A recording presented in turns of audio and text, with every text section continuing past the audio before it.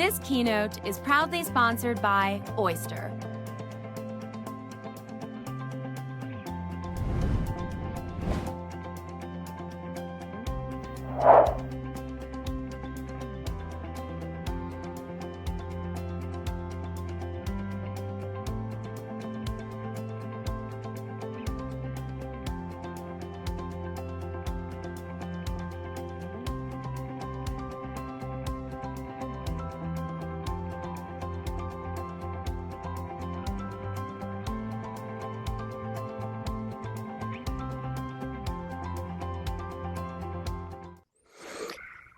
Danny Page here with you on stage 2 at Running Remote Online. We're already like 5 hours into this thing. It's hard to believe. Time flies. I mean, maybe it's because during my break I took a nap, but you know, that's beside the point. We're really looking forward to sort of the midday session here in Europe, the afternoon session, the morning session on the East Coast of the US, the early morning session on the West Coast as we continue here with Running Remote Online. Remember, everyone, get your profiles put together, add a headline, add your LinkedIn, find all of us, add us on LinkedIn, and just a couple reminders on playback.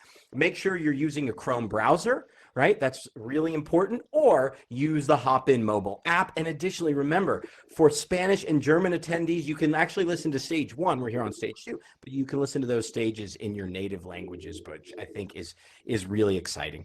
I'm really happy to welcome in one of our partners, the CEO of one of our partners, Oyster HR, Tony Jamous. Please come on in, Tony. And I'm just going to read the boilerplate for what your company does, right? But I don't think that begins to describe what you really do and what you're about. We had a fascinating conversation in the pre-show. Oyster is the HR platform for globally distributed companies. That is true. Oyster makes it easy for growing companies to tap the global talent pool and give their remote employees a great experience, no matter where they live. That is also true. But Tony, the ethos behind this organization, which is in fact a B Corp, which is social progress oriented, is a whole different ballgame, isn't it? You really see your tool as a way to dramatically change the way work functions globally. Thank you, Danny, for this warm introduction. Very glad to be here today. Yeah. I mean, I think we're really excited to hear what you have to say in terms of principles of distributed leadership, and you know, we're certainly excited to see more about Oyster. Remember, register interest in their booth. If you hire your first employee through Oyster, they're free for 1 year. Go see them in their booth. I'm going to hand it over to Tony. I will be back with questions in about 20 minutes. Here are some principles of distributed leadership with one of the great leaders in the space, Tony Jamous. Thank you, Danny. So your presence at this conference suggests that you're probably bullish on remote working. So it may surprise you to hear that more than half of leaders believe that the performance of remote worker is lower than office workers. That is according to a 2020 research done by Harvard Business Review. Now that is understandable because COVID-19 have suddenly pushed many leaders into remote management for the very first time, which requires a different skill set than face-to-face management. They have been forced to make this transition quickly and for the most part without any training. My name is Tony Jamous, and as Danny explained, I'm the CEO and founder of Oyster, the distributed HR platform that is making hiring someone on the other side of the world as easy as hiring your neighbor. I lead a growing team of nearly 100 people in 40 different countries. Prior to founding Oyster, I was the CEO of Nexmo, a communication API platform, which hired over 600 people in 45 countries. The company is now public on the NASDAQ through the merger with Vonage.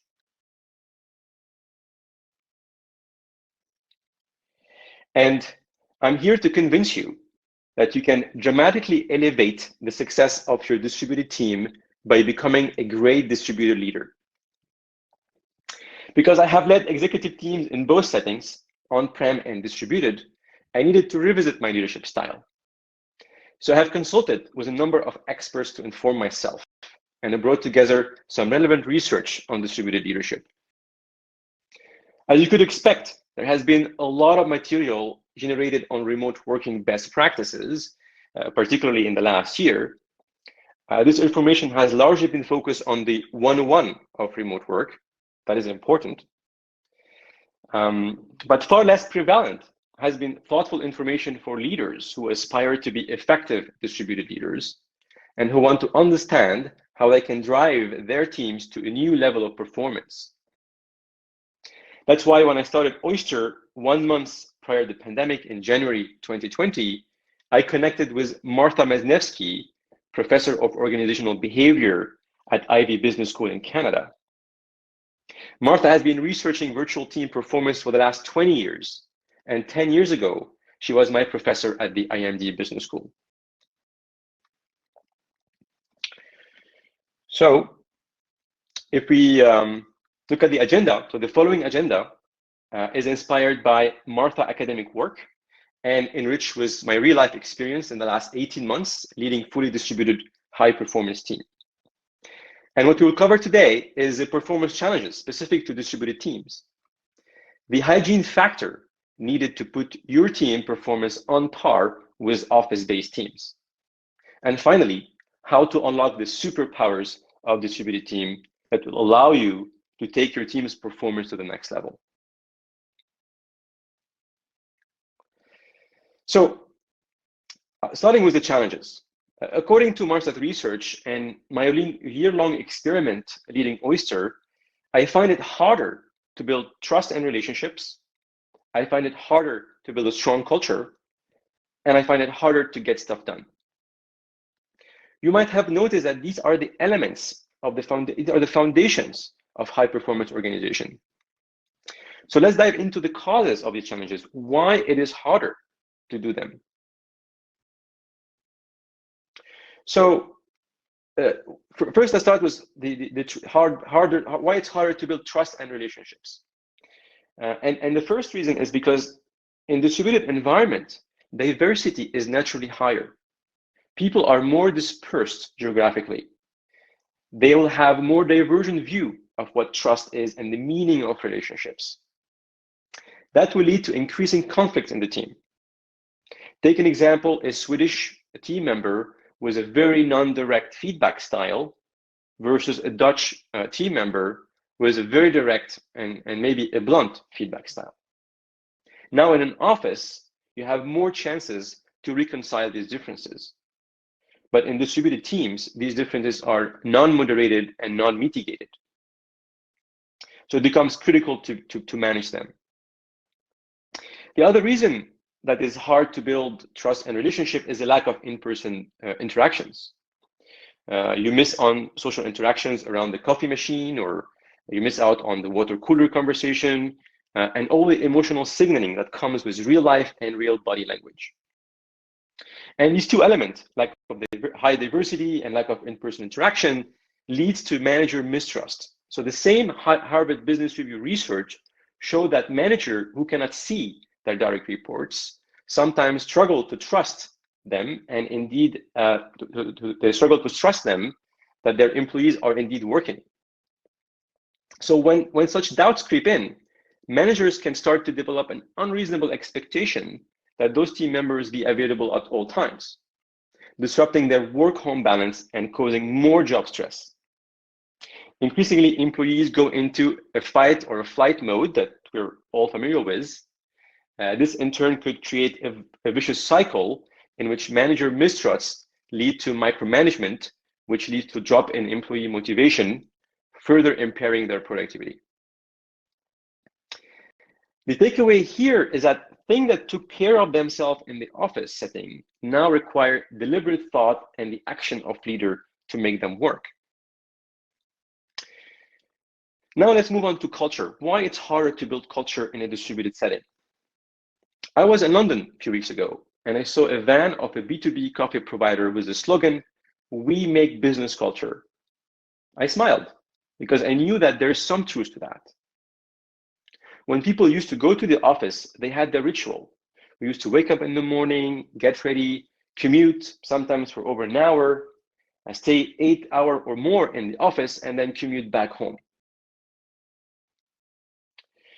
Our life was consumed by work and also our identity. With her research, Martha identified that people, when they work in an office, have bigger overlap between their personal identity and their work identity. And that makes it easier for business leaders to build strong culture. Here I define culture as the shared norms and habits of a team or an organization. But most research we find is around the challenges of getting stuff done, obviously. So I'm going to summarize for you. I'm going to summarize it for you in 2 areas. Because a team is more dispersed, sometimes in various time zones, that by itself represents a challenge of communication and collaboration. That challenge gets bigger as the tasks become more complex or more cross-functional. And these type of tasks are unfortunately more frequent as you go higher in the organization and into the C-suite. Knowledge sharing is problematic because of in an office setting, if you need something, you can go and see your next door neighbor and ask for help. But in a distributed team, you can't do that. So people can feel stuck sometimes, especially if they need to ping a colleague on the other side of the world. So since trust, culture, and getting stuff done are foundation to the team high performance, now we see why it's harder for leader to drive performance in a distributed setting. That's why in order for us, leader of distributed teams, to achieve equal performance as our on-prem counterparts, we need to address the 3 hygiene factors of performance. So addressing these challenges are hygiene factors to achieve equal performance to on-prem teams. And because they are harder in a distributed environment, we leaders have to deliberately take actions, else the chances of overperformance are nil. They are the foundation on which we can build the next step of overperformance and unlock the superpowers of distributed teams. So let's see what you can do to address these hygiene factors of performance.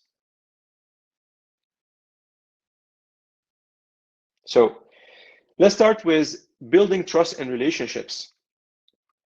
So this is all about getting a pulse on the organization and constantly resynchronizing it to make sure that the structure and the people stay together. There are 2 practices I have been implementing in my team. First, I set up frequent and recurrent synchronous one-to-one check-in meetings. Martha, in her research, called them heartbeat meetings because they are not about checking on the results, but rather checking on the person. I remind myself at the beginning of each heartbeat meeting that the goal here is to check on how they are doing on their work and or personal life, and for them to use me as a resource.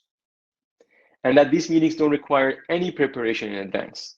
It's really about me being present for them, connecting with them, seeing them, hearing them. And I set myself a goal to also learn about how they think, how they see the world, their values, and try to give them an insight into my world too. This in turn removes uncertainty in the relationship and usually leads to a closer, more trusted relationship. The second practice that I use is to detect and address conflicts early and often. This is critical for any relationship, as Ray Dalio points out in his book, Principles. He mentioned that it's important to recognize that conflicts are essential for great relationship because they are how people determine whether their principles are aligned and resolve their differences. But it's critical in a distributed team where it's harder to detect conflicts and it's harder to build trust and relationship without being in the same location. So be deliberate in solving conflict as early as possible.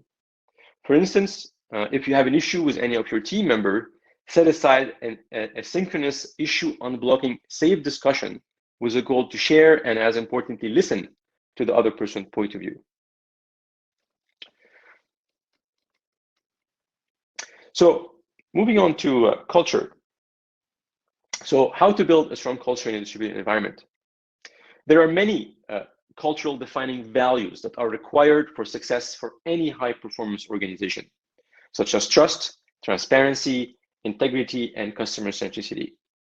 However, we leaders of the distributed team need to add yet another essential value to allow our team to perform as well as in-office team. And that value is about measuring output rather than input. A result-driven culture becomes the foundation of performance in a distributed team.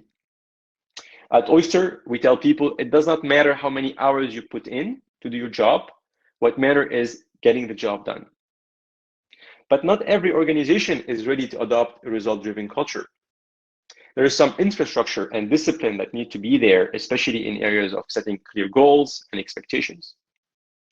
At Oyster, we use a method called OKR, Objective Key Result, and using a combination of top-down and bottom-up approach, I set the year's objective and the team defined the quarterly key result and their values. Now, moving on to getting stuff done. So, as you recall, one of the challenges in the distributed team is to enable people to get stuff done across various geographies and time zones. As a leader, you need to think carefully about how are you going to empower people to be effective and how you can align your company's success with their success.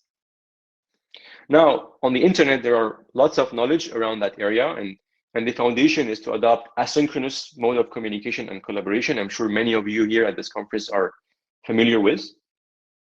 At Oyster, we call them the tools and the rules. And we are very prescriptive about what to use and when. For instance, our default mode of asynchronous communication is Slack, but certain meetings such as all hands, decision, or issue resolution meetings need Zoom. We also use Loom to fill the gap between spontaneous and low formality idea sharing. For project and task management, we use Google Docs for light and disposable doc, and Notion as a dynamic source of truth and for permanent documentation. I have linked below the How We Work Together document that is publicly available. You can also go to our website, Oyster HR, and use it and copy it. Feel free to leverage it. But describing how the team works together is not enough. You need to be disciplined in how you use them and reinforce them across the organization. At Oyster, we want the executive team, or my direct report, to be the role model for the rest of the organization by becoming the best distributed exec team. So we spend higher percentage of our time thinking about how we work together and sharing internally so that we model the way for other teams in the organization.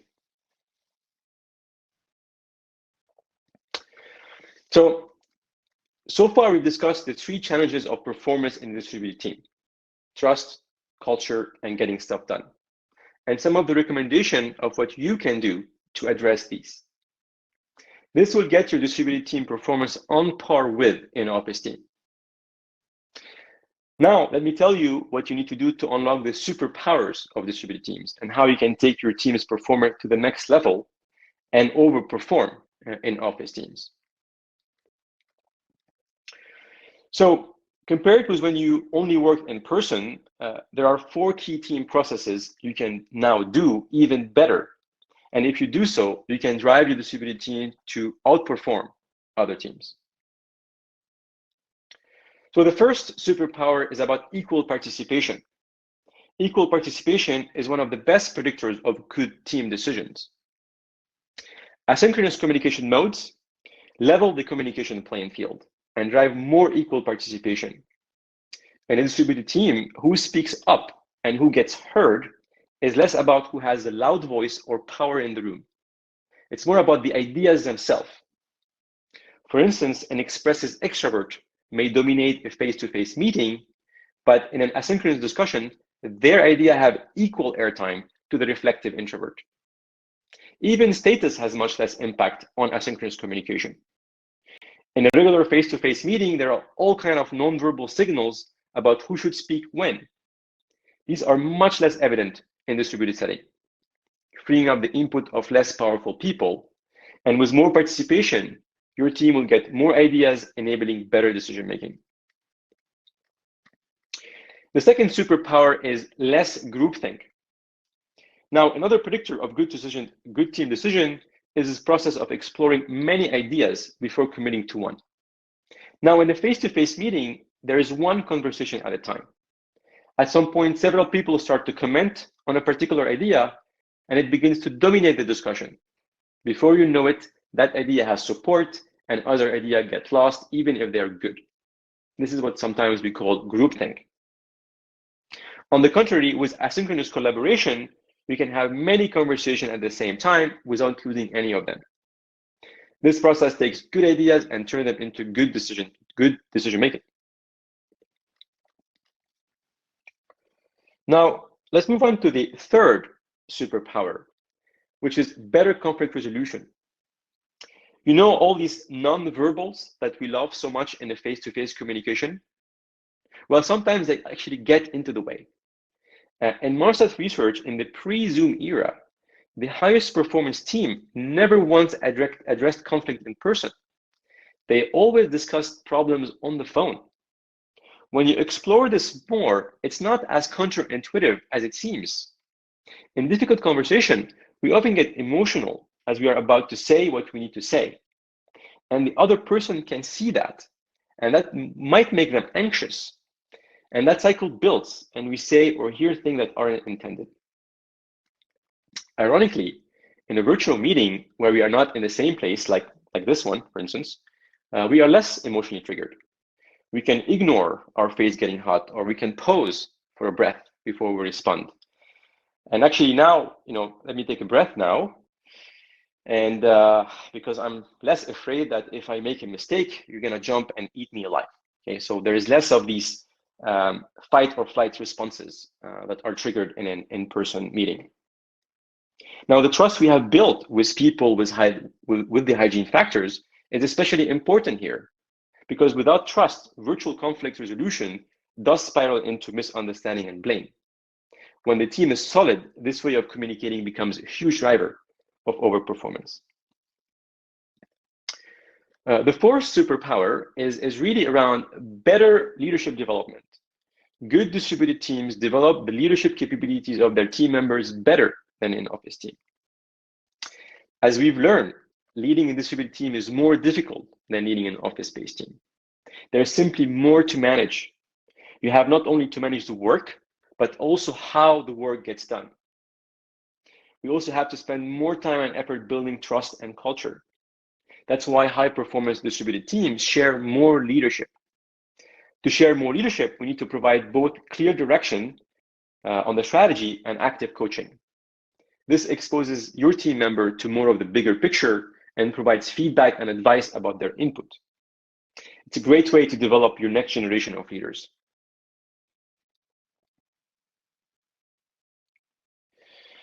Now, to recap a bit, it's understandable that leaders are concerned about the performance of their distributed teams. Leaders have been pushed by the pandemic to solve a very difficult problem. It's harder to build trust, it's harder to build culture, and it's harder to get stuff done. And it happens that these are the foundations of high performance. That's why we owe it to our teams to be more deliberate in addressing these three hygiene factors, so that we can give them the chance to perform as good as we used to do in an office. And only then you can unlock real superpowers in areas of equal participation, less groupthink, better conflict resolution, and next-gen leadership development. Now, what I did not tell you yet, that you can do all of this and still fail to outperform the office. Because unless your goal is to become the best remote leader of your organization, it won't work. It starts with you. Thank you for listening. Yeah, Tony, there really is a responsibility here in some ways. Oh my gosh, my background exposed. You see the truth behind. You see the truth in the studio. Tony, talk about that responsibility a little bit more. Can you? People come to conferences like this and they really want something actionable from day one, right? Like, how is that responsibility? What can you do right now today in the middle of your workday with your distributed team to, sort of accept that responsibility of being a better leader and manager? Yeah, I think you have to. I think that the biggest thing you can do is to shift in your brain to change the chip is what is the role of a leader, and you need to think about it as you are a platform to enable others in your organization to succeed and grow and be effective, and that's a kind of a dramatic shift that you need to do. And at Oyster we use a servant leader concept where you are at the service of Right. your organization and your team.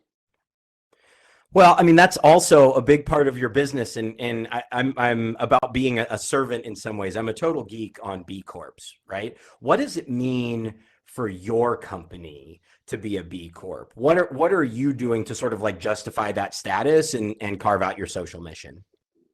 Yeah. So B Corp, for people who don't know, it's like a benefit. It's called benefit corporation. It's a status that's given by in the US for corporations that are embedding the mission into their legal status. And for Oyster is more than that. It's really about why we exist as an organization, our raison d'être. We are here to remove the barriers to cross-border employment, so people around the world can participate in the global economy, and companies can hire people anywhere in the world. And it's actually it starts by who we hire. So everybody that we hire, we want them to be aligned on that mission, and it's also gets into our strategy and our the product we build and how we build them. So for instance, we just to give an example, we are open sourcing a lot of our work in terms of labor laws and so that everybody can come and actually use them for free, because we don't necessarily want them to use Oyster. They can use any framework as long as actually they can hire people in other countries. Part of my presentation today is to empower leaders to believe that having a distributed team is actually higher performance than having an office team, and that goes a long way to foster that thinking in the world. Here's another question. That framework that you shared, the superpowers, did you build that before Oyster, or has it been constructed organically within your organization? Yeah, so it has been more organically constructed, something that we've noticed, and actually I worked with Martha, who's a researcher on virtual teams. We used to call them virtual teams 20 years ago, and the work I did with Martha enabled me to be more aware of these superpowers and actually rediscover more and more of these superpowers every day. One shout out especially is from Melbourne, Australia. Elise is tuning in at 11 p.m. Friday night, and she said that she was really captivated by this talk specifically. She says, "I trust my team to do their jobs. That's why I hired them." And I think that's the cornerstone, right? If there is one foundational component to those superpowers, it all begins with trust, doesn't it? That's at least the vibe I got from what you were saying. Absolutely. I mean, if you don't have trust, I mean, everything else doesn't matter, right? I mean, Yeah. And when we were in an office setting, actually, that wasn't being in an office wasn't a great place to build trust, right? I mean, because you could see people and your brain could actually confuse presence with output, and now when you have that absence of seeing people, then the real trust and the real personal work starts. Right. That's when the work starts, is when the trust exists. That's so well said. Tony Jamous. Tony, thank you so much. We really appreciate it. We obviously are so happy to be aligned with Oyster HR and really interested in what you're doing for the true future of global work. Thanks, Tony. Thank you, Danny, for having me here.